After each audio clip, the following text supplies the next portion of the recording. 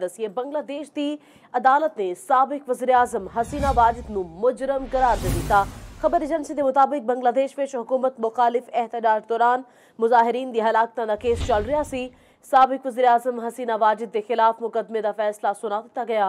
यह मुकदमा इंसानियत के खिलाफ जराइम बारे आ। इस्तगासा ने शेख हसीना वाजिद लई सजाए मौत की दरखास्त रखी हुई है।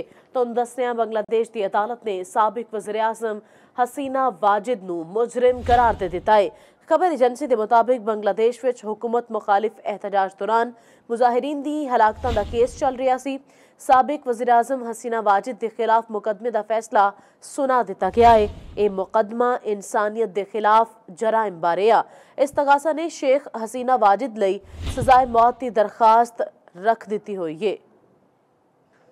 ਤੁਹਾਨੂੰ दस रहे हैं बांग्लादेश की अदालत ने साबिक वज़ीर आज़म हसीना वाजिद नूं मुजरिम करार दिता है। खबर एजेंसी के मुताबिक बांग्लादेश में हुकूमत मुखालिफ एहतजाज दौरान मुजाहिरीन दी हलाकतां दा केस चल रहा सी।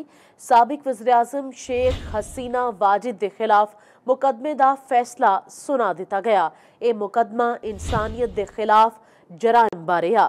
इस्तगासा ने शेख हसीना वाजिद लई सजाए मौत की दरखास्त दी हुई है।